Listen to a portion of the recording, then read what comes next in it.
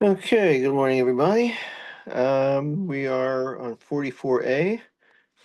We got up to Kol Sheish Lamatirin, which is the two dots about 3, 6, 9, 10 lines down. Kol Sheish Lamatirin ben Ladan ben Mizbeach Chayavin Love Mishum people. So the Mishnah uh, had stated the principle that what is subject to the rules of Pigul, only something that is permitted by something else. So, for example, the application of blood on the Mizbeach permits you to eat the meat. Therefore, the meat is something for which there can be Pigul. So if you decide that you're going to eat the meat outside of the right time or place, that's Pigul. But on the converse, that something that is itself matir for something else, but there's nothing preceding it that makes it permissible, that is not subject to pigul. So the blood, for example. Tan Rabbana. Where does this come from? Rabbis taught. Oh, eno mevi ela kayosu bishlamim. Maybe you would think that Pigul, that the rules of Pigul, since it's stated, the rule of Pigul in the Torah is stated about the Shlamim, so maybe it's only similar things that Pigul applies to. For example, or specifically, Ma Shlamim Yuchadim, just as Shlamim are unique, Nechalim L'Shnei Yamim V'Layla Echad, that's the only type of carbon that can be eaten for 2 days and a night. Afkol Nechal L'Shnei Yamim V'Layla Echad. So any other carbon that is eaten for 2 days and a night would also be subject to pigul. So nechol liyom v'layla minayin. What about a carbon that is only eaten for 1 day and 1 night? Talmud Lomar. So then the Torah teaches us from another word, mi besar zevach shlamav, from the meat of the shlamim. Kol sheshiyarav nechalim.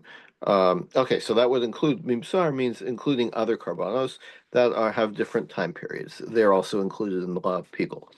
Now, kol sheshiyarav nechalim. Still, I might only think that those carbonos that are eaten for 2 days and a night or 1 day and a night is those that that that the korbanos like a shlamim, which you can eat whatever is not burned on the mizbeach. Maybe that's the kind of carbon that pigul applies to. But ola shein she'aren achalim minayin. What about an ola? Right, an ola, the whole thing gets burned. There's nothing left to eat over. So would pigul apply to that? So even though you're not allowed to eat it, but if you while you're shechting the ola, you think, boy, this will make a nice steak tomorrow or on Thursday night. Does that make it pigul? Talmud Lomar is zevach.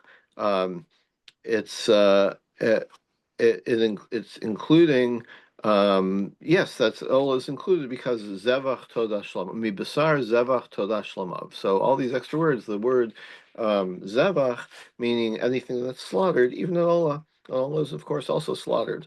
So that's included in pigul. What's the proper thought with the ola? Because you're not going to eat it, right? As you said. Right, but if you think that you're going to eat it, then that makes it pigul. Uh-huh. Right, just like the typical pigul with shlamim. Doesn't matter if you actually eat it or if you're allowed to eat it. Of course, you're not allowed to eat it after the time. But if you think you're going to do it, then that makes it pigul. Similarly, with an ola, you're not allowed to eat it at all. But if you think you're going to eat it, and any thought of eating it would be outside of the proper time because there is no proper time, then it would be pigul as well. Now, what about bird offerings and flower offerings? And also, even as far as including in pigul the oil, there's like a measure of oil that comes with the offering of the carbon of a mitzvah. Now, some of it is applied to his ears and his head, but the rest of it goes to the kohanim. So, is that subject to pigul? Talmud Lomar, yes, it is. Asher, Hey Makdishim Li. So this is a different pasuk. It comes from you can't. It comes from the isur of eating a carbon while you're tame. There's an extra phrase there, asher he makdishim li. It applies to anything that you sanctify to God. Um, so so the Gemara will explain, like, how do we apply that to here? But let's see. The asi nosar chilu mituma. The law of nosar of not eat of you can't eat leftover meat that's past its time. Uh, is from Xer Shava from Tuma, right? The word chilul is used, lechalel is used by both Tuma and Nosar. Vasi pigul avon avon mi Nosar. And then we transfer that law from Nosar to Pigul because we have Xer Shava of the word Avon is used by both of them. So it's a little far-fetched, but because the Torah has this extra phrase about eating kachim betuma, we apply that to Nosar, and we apply from Nosar, we apply that rule to Pigul. So we now know that Pigul applies to anything that is basically anything that's Kodesh, right? Anything that goes on the Mizbeach. Now, so we end up including everything, right? So why tell us the rule of Pigul about the Torah as we started with? It comes from in the Torah. It's discussing what you cannot do with the shlamim, right? So why does the Torah say this about shlamim if it's going to include through these various devices every other kind of carbon? So tell us in the first place, Pigul applies to every carbon, right? Lomar lach, the reason is mashlamim miuchadim sheyesh lahem matirin ben la'adam ben lamizbeach. So this is the difference that shlamim, and this is how it applies to our Mishnah. Shlamim have a characteristic that something makes them permissible, both to people, to the people who eat it, and to the mizbeach. In other words, first there's the application of blood, and then it goes on some of it goes on the mizbeach, some of it goes to people, and that is so by telling us the rule of pigul in the context of shlamim, that is what it's telling us. That what's the characteristic of shlamim that we're interested in for pigul, that yesh lo matirin. Well, it's matter to everybody, right?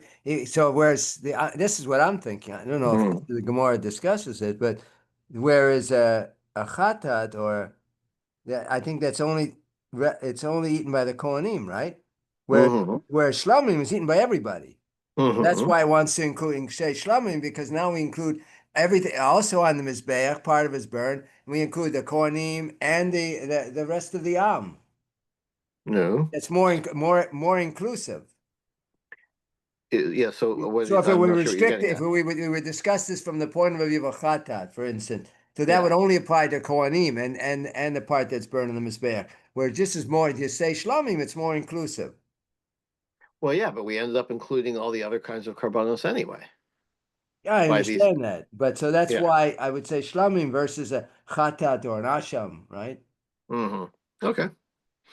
I don't know if the Gemara goes that way, but I mean, I don't know.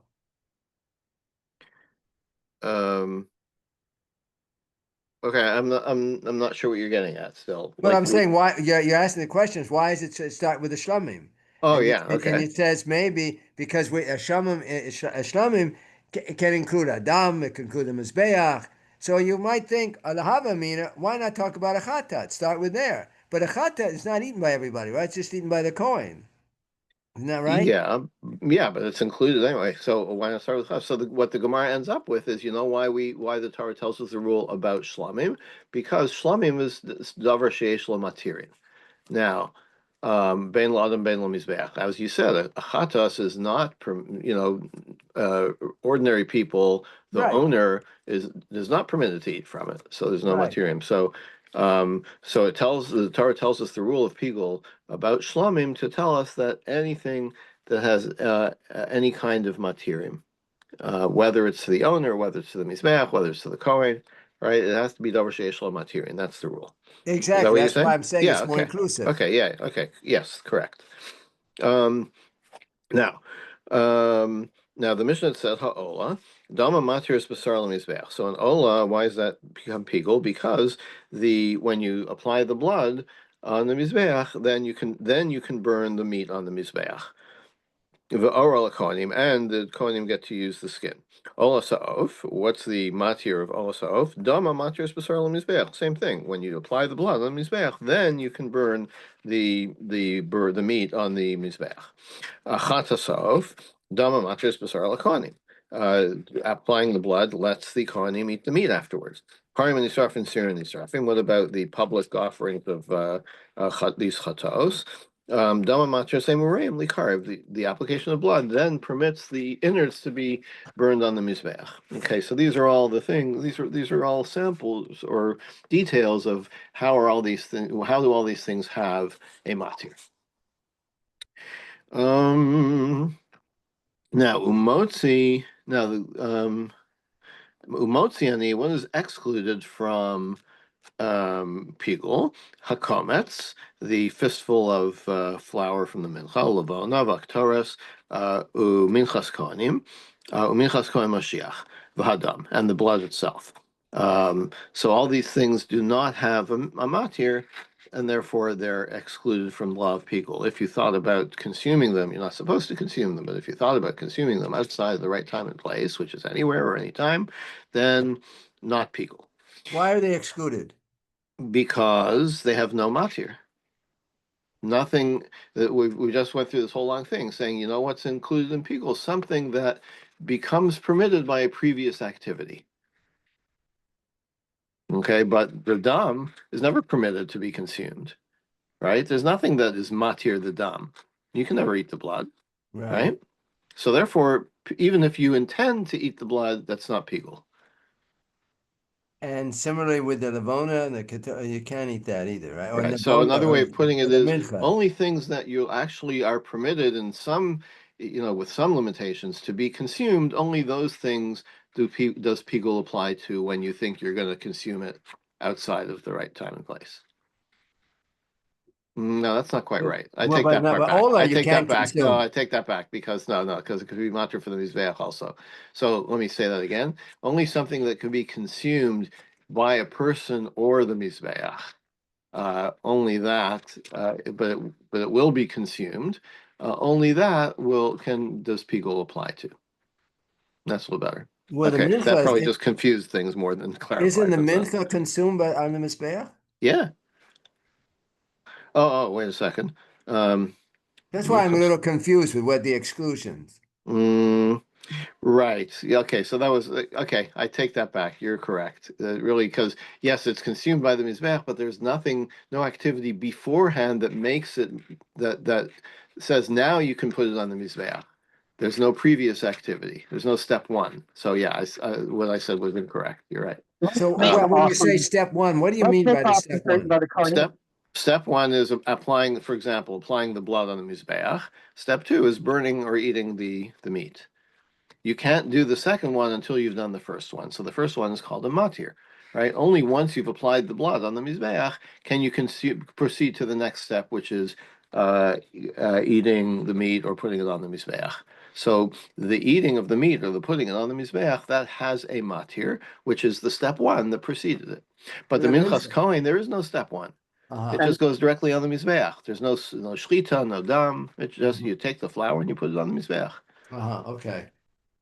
Sorry, Charlie, you were going to say something? Guess not. Okay. I was mentioning other offerings that aren't by the king. They have a matir. I'm sorry, you're breaking up a little. Say again. And they're eaten by the kohanim. Say again. You broke up. Hold on. Let me try to get to a place with better internet. Yeah. So most mincha offerings are eaten by the kohanim, and they have a matir. Yes. The mincha of a kohen isn't eaten, but the mincha of a non-kohen does get eaten, and it does have a matir. Yeah. Remind me, what is the matir? It's the kamitza, the handful. Oh, the kamitza. Okay. Yes, of course. Right. Yeah. Okay. Rabbi Shimon has a different answer to the question of why did the Torah tell us the rule of Pigul specifically in the context of Shlamim if it was going to end up including everything else anyway. Rabbi Shimon Omer, Ma Shlamim Yichon Sheyesh Bo Al Mizbeach HaChitzon, that you put the blood on the outside Mizbeach.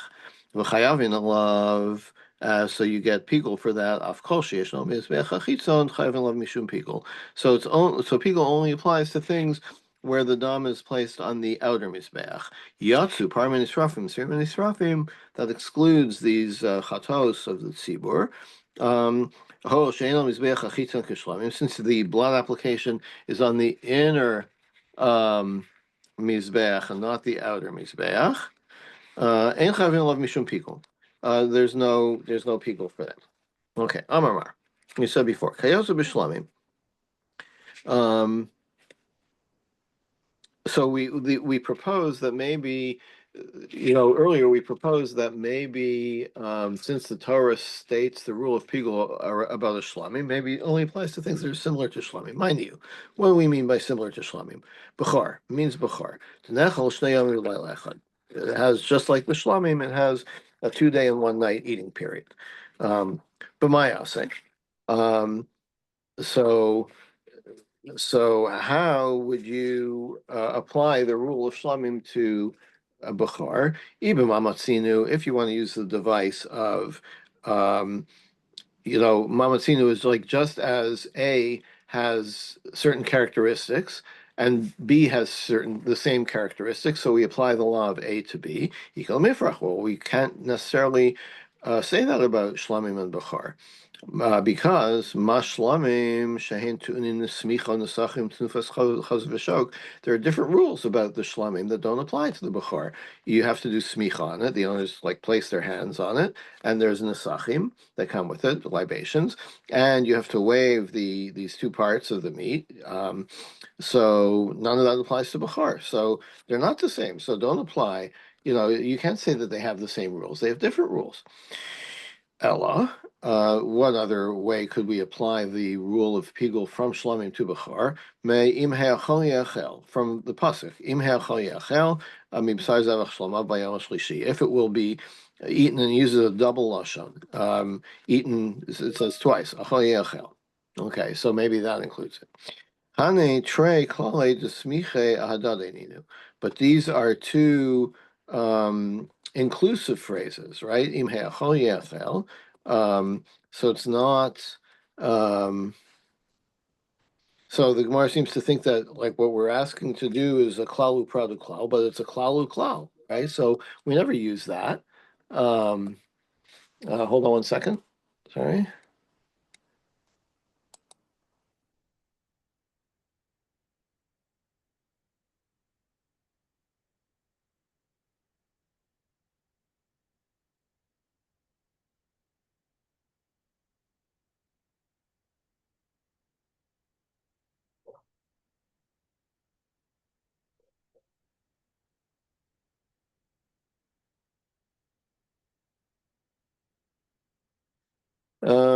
So it's not. So it's two klaus together. So you don't generally use that as a technique. So Ravina Kadiyamra Marava. Kedamre b'Marava. When you find two inclusive phrases consecutive, hatel prat beineim, you can actually treat it like a klalu pradu klal. You can treat it like a klalu pradu klal v'dunam b'klalu prat, and treat it like a klal uprat. So therefore, okay, so we can apply we can apply the rule of Pigul from Shlamim to Bechar. Okay. So the Bryce ended up by concluding you can include everything that goes in Mizbeach, even the log shemen of the oil of the Mitzvah. Hamani, who does this accord with? Rabbi Meir, Tanya. Log shemesh mitzvah chayvin love mishum pigul. Rav Meir states it straight out that the oil of mitzvah is subject to pigul. Divrei Rav Meir. Ema seifa, but the rest of our brisa says umotzi ani minchas nesachim vadam. We do not include in pigul the mincha of libations or blood because because they are themselves matirim, but they don't have a matir, asan l'Rabbanan. Well, that accords with the rabbis. That Rameir argue with Titania, niske behema, the nesachim of an animal, chayav and love mishum pigul. That is subject to pigul. Mibnei shadam hazeh matirim likarif, because it has a matir of the blood. Divrei Rameir. That's what Rameir says. Amar lo, they said to him, "V'halo adam mevi az zevachim hayom and nesachim mekan al asar yamim." You don't have to bring the nesachim on the same day as the zevach. Ideally, you would, but it's not required.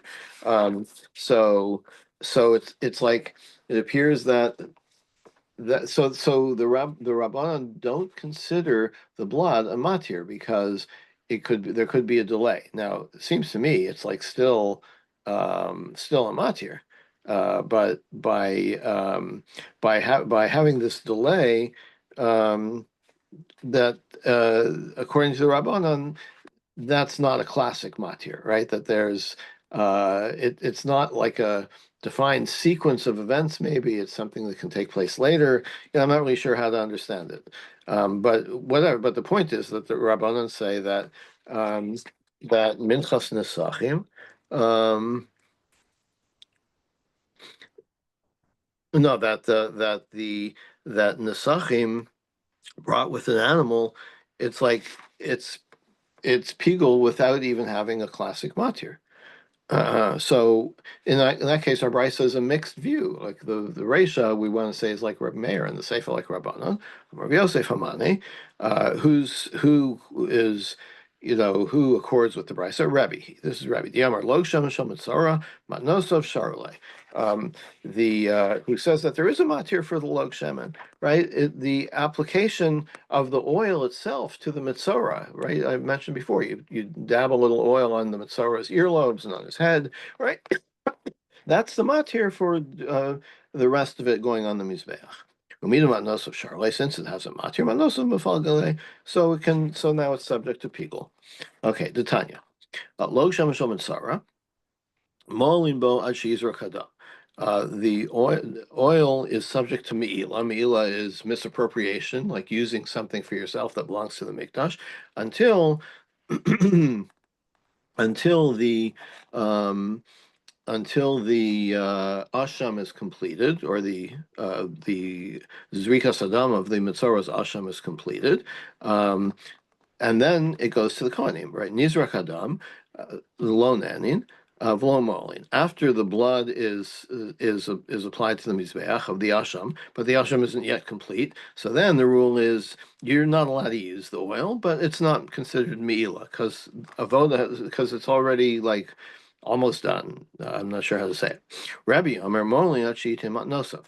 What is the when do you stop being subject to me'ila? When the application of the oil is it the oil or the application of the oil or is sprinkled towards the kodesh kodashim. B'shavin, but they agree, you can't consume it, matan shava matan bahanos, until the avodah is completely done with the oil. Then it's permitted for the kohanim. Okay, so we see that Rabbi says that what is the kind of the trigger, the matanos of the oil. Okay. When is it subject to me'ila? It is or isn't it? And then at what point, if it is? It starts out being subject to me'ila, of course, because it's kodesh, right? But at some point, the oil goes to the kohanim for their own use, right? So the question is, when does that take place? Like, when does it stop being kodesh or stop being, belonging to the mikdash and now belong to the kohanim? Right? So there seems to be this kind of stepped phase where me'ila, there's a point where me'ila doesn't apply anymore, but still they're not allowed to eat it until all the avodah is completed. The kohanim, but no one's allowed to eat except the kohanim, right? Right, but then once it belongs to the kohanim, if I eat it, so then maybe then it's probably a lav or something, but it's not me'ila. Right. Well, you're taking the kohen's food, so that's maybe gezel or whatever, but it's not me'ila. Right. But once the Kohanim can eat it, it's already clearly it's not meal because otherwise it wouldn't be allowed, right? Okay. Amru coming to Rabbi Yirmiyah. They said this before Rabbi Yirmiyah. Amari said, "Gavar Rabbi Yosef lema ki hamilsa." How could Rabbi Yosef have said something? It doesn't make any sense. Why? Hari log haba bifnei atzmo. You have the log shemen of the mitzvah that can be brought after the asham, can be brought later. Not necessarily a sequence. According to everybody, its own like the it's not depending on the asham, right? It's just depending on itself, on doing the procedure with the oil. And that doesn't make it pikul. The Tanya, how do I know? Log sham and tzara chayavin love mishum pikul. The oil is subject to pikul mipnei shadam matir lebehonos because the blood of the asham is a matir for the oil to be placed on the I said before the earlobes, so that wasn't right. The thumbs of the mitzvah himself. Diva Reb Meir. That's what Reb Meir says. Reb Meir Adam Mevi Asham Ashav. But wait a minute. Person can bring the Asham now. V'log Mikan Sariyamim and the Shemen 10 days later. You know, so it's not as we saw before with the Rabbanon. The asham is not considered a matir for the log shemen because you could do it much later. So he answered, no, I'm only talking about where you're doing it on the same day, where you're doing it together. In that case, it is the dam that is matir the oil. But if you're bringing the oil separately, then I agree, says Reb Meir, it's not subject to pikul. So it comes up kind of strange, right? That it depends, right? If you're bringing them together, there's pikul. If you're bringing them separately, there's not pikul, even though it's the same korban, the same ritual. So it was the Mishnah we learned earlier, or that log nesachim is not subject to pikul, right? One of that list in the komet so forth that was not subject, right? But that was in the Mishnah, or was that the Breita? I'm sorry, say again. Well, we learned that the log the nesachim for the minchlat nesachim was not subject to pikul because it was not a matir. But that I guess in clarification or modification here, that would only be if they're separated by an extended period of time. Is that right? That's how the Breita wants to modify this or try to understand it. But if they were done the same time and within the same few seconds, minutes, then it would be subject to pikul. Yeah, or I think like if you brought them together to the Mishkan, like I think the other scenario is today you bring your asham to the mikdash, and next week you bring the oil. Okay, but if you come to the mikdash with both the asham and the oil, and they're, I guess you could put aside the oil till later, but it seems like they're assuming that whatever you bring to the mikdash that day is going to be dealt with that day. So when we said earlier, motzi ani minchat nesachim, right? That would be a case where they would be separated. Yes, so that's what I'm understanding now at this point. Mm-hmm. Yeah. Elam Rav Yirmiyah. So Rav Yirmiyah, he's like, okay, so we can't. We still have to explain how the Brisa appears to be partly Rav Meir, partly Rabbanan. The Olam Rabbi Meir. Really, the whole Brisa is according to Rav Meir. V'samei mikan nesachim. And actually, we're going to edit. We're going to edit the Brisa and say that no, we're not talking about nesachim. Nesachim was the problematic thing. So we'll take it out. Amar Bailil and let's sami. You don't need to do that. Patana log haba im ha'asham. The nesachim we're talking about nesachim that came with korban, and not nesachim that are brought by themselves. And then it teaches nesachim ba b'fnei atzmon, v'adin log haba b'fnei atzmo. And then it talks about the nesachim that come by themselves, like later than the korban, and the same applies to the shemen of the mitzvah which comes later. So, as Rav Meir says, as we just saw in Rabbi Meir, it's like it makes a difference when you do it. If you bring them together, they have to be done together. If you don't bring them together, it's fine, and therefore would not be subject to pikul if you bring them separately. So then there's no matir. Chatasov dama matiras b'sar lakonim. So we said a bird chatas, you have a matir for the meat. The blood, applying the blood on the mizbeach makes the meat permissible to the kohanim. Minani mila. Where do you get that from? The Tani Levi has Levi taught the following: Kol karbanim. When the Torah talks about all the matnas kahuna, all the things that the kohen, the benefits of being a kohen, kol karbanim, all of their karbanos. What does that mean? Larabos lo shem mitzara. That includes the oil of mitzara, which I guess strictly speaking, is not a carbon, and that it's not an animal, it's not slaughtered, whatever, but it includes the oil of the mitzvah that belongs to the kohanim. I might have thought min ha'esh kasar rachman. I might have thought only things that go on the fire, right? Things that are left over from things that are burned on the mizbeach. Maybe that's the only thing that matnas kun applies to. But high love most issue, and none of the oil gets burnt. So maybe it's not one of the matnas kun. Kamash malan. So it tells us that yes, even so, shaman is one of the matnas kuna. L'chol min chasam. And then it says for all their minchas, l'rabos minchas omer minchas aknos, the kohanim get a portion of the mincha of the omer and the mincha of a sota. Because I might have thought the Torah says those who get kapara from them are those who eat them, right? But ha'omer lahatirasya, there's no kapara in the omer. It's not coming to atone for anything. It is an offering to inaugurate the new crop, but there's no sin that was committed here. Uminchas knos livar oven kasya, and the sota procedure is not to give her kapara. It is to determine the facts of the case, right? To determine whether or not she was unfaithful, but it's not a kapara. So I might have thought that maybe only kapara things are what the kohanim get, kamash one. So it tells you that no, this extra phrase tells you that even though these are not involved, these are not related to kapara, they still are matnos kuhuna, they still belong to the kohanim. And when it says for all of their chataos, l'rabos chatasov, that includes a bird chatas. That's what we're after, right? We're trying to find the chatasov that goes to the kohanim.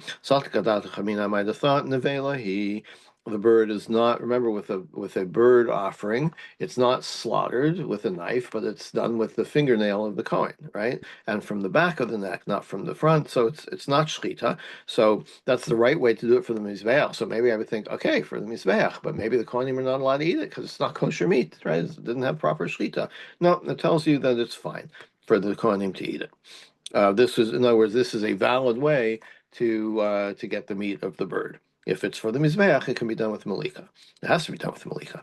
L'chol ashamam, and then the Torah includes for all their ashamos, l'rabos, asham nazir, asham mitzara. That includes the asham of a nazir and mitzara. So because I might have thought l'hachshir ka'asu, maybe it's not for kapara. It's definitely, it's not for kapara. It's to make them tahar again, right? It's not that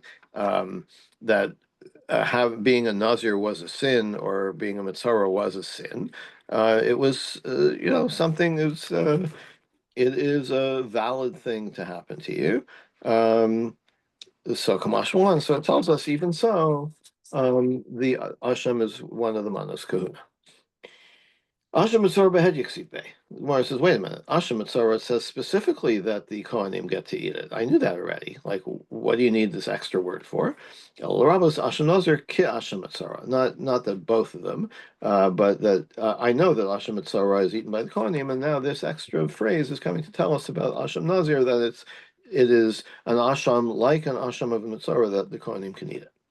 Asher Yashivu. And the last things, things that are returned to God, Zegezel Ger. That's a reference to stealing from the Ger. L'chahu. That's that it goes to the kohanim as well. The Ger, if you steal from a Ger and the Ger dies without any family, he has no heirs. So who do you return it to? So you return it to the Kohen. That's one of the matnos kahuna. It's totally yours, the coin. It's like complete ownership to the point where you can even use it to marry a woman, for which, as you know, you have to use something that belongs to you to give to the woman. Okay, last part of the Mishnah was. So what does that have to do with the coin? Yeah, that's one of the matnos kahuna. That's one of the matnos kahuna. The matana, the isha, No. You could, if the matnas kahuna is gazel hager. If you steal from a ger and the ger dies without any heirs, then you have to return it. But who do you return it to? It goes to the kohen. Right. So what are we talking about? The kadesha to isha. It's just an expression or an indication that it totally belongs to the kohen, to the point that he can even use it to marry a woman. Oh, okay, all right. Yeah. Okay, now the emurim. We said the emurim are, as you know, are burned on the mizbeach, and you don't eat them, so they're eaten as it were by the mizbeach. They're subject to pigul, but we have the machlokas in the Mishnah whether that's the case. Tanya, Rabbi Lazar Mishum Rabbi Yosei Glili, pigel b'dover shanasa b'chutz. If you do pigul on something that is the avodah is done outside of the mikdash, pigel, then that's pigul for the whole thing. B'davar nasa b'fnim. But something that's done inside the mikdash, lo pigel, that doesn't become pigel. Ketzad, for example, hayom b'chutz v'yamar. If you're standing outside the mikdash, and you say harini shochet lahazos midam lamachar, I think I'm going to do the shechita now and the zrika tomorrow. Lo pigel, that doesn't count as pigel because you're standing outside. So I think the idea is that you're like reaching inside. You're outside the border, but you're reaching inside to do the shechita, but you're outside. That you can't make something pigel. Because if you're outside and your thought outside is a pigel thought, it doesn't count. Or if you're inside the mikdash and you say,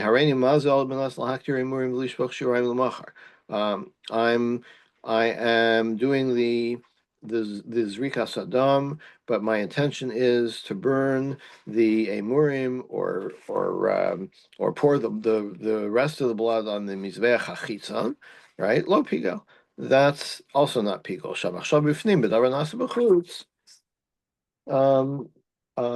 Because that's something that is because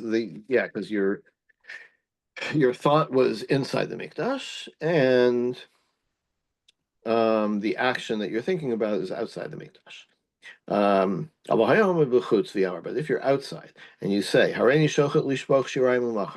the shechita and I'm gonna outside the mikdash, and I'm going to do the other outside activity, which is pouring the remnants of the blood on the mizbeach, also outside the mikdash, right, in the outside mizbeach, then that counts as pigel.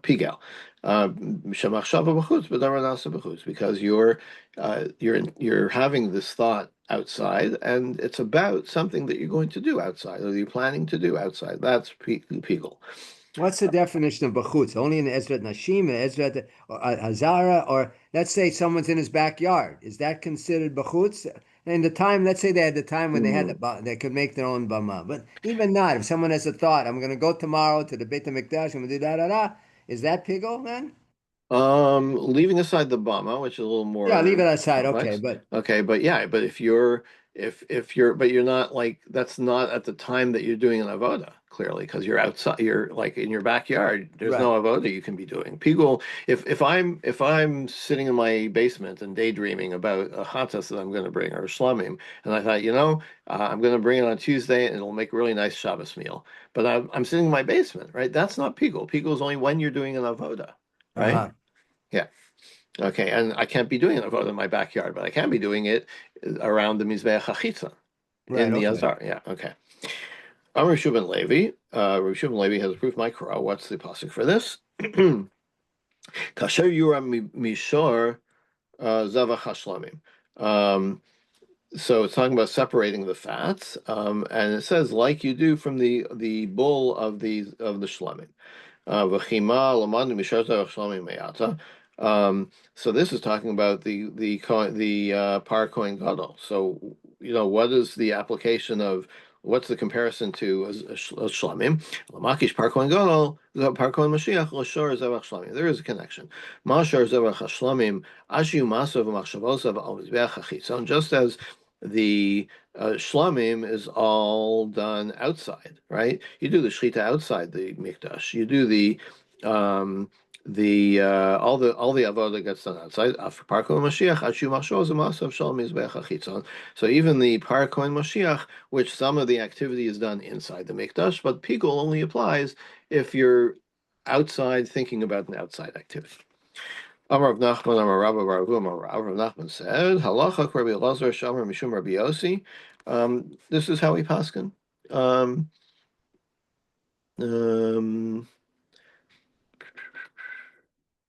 Which was referring to what? Which is that's what Rabbi Elazar just said, right? This thing about bifnim b'chutz. We pass it that way. The whole story of bifnim b'chutz. Yeah. Amar Rava. Rava says, Hilchsel and Shicha. Why are you even telling me this, right? This is like, we don't have a mikdash anymore. So, why are you telling me what the halacha is? In that case, let's not learn Zevachim at all, right? Because it's not currently applicable. Hilchsel Mashichahu. Indeed, it's halacha for the Yimasa Mashiach. Eladrosh v'kabel schar. Why do we actually learn it? Because learning is good, right? Learn it and you'll get reward for learning it. It may not be practical, but Talmud Torah is a value. Say the same thing here. So Rava explains, well, what was he saying? Why? It's not that I object to learning these things, but having a psak, right, is not. We don't need a psak. We need to learn. We need to understand. We need to learn the halachos, but we don't have to. We can have a machlokas without deciding which is which, because there's no practical effect. Lishnachrina. Amalei, another virgin Amalei, halacha kamina. I meant, I didn't mean to say don't determine what the halacha is. I just meant to point out, okay, determine what the halacha is, but right now it's not practical. Okay, and we will stop here for today. I want to mention it is possible, and I'll let you know later. It's possible I may have to record tomorrow's share. If that's the case, then I will let you know through the WhatsApp group. But if you don't hear anything, we'll be here tomorrow at the usual time. Chafetz Chaim, I think he said, or is it the Chafetz Chaim convened a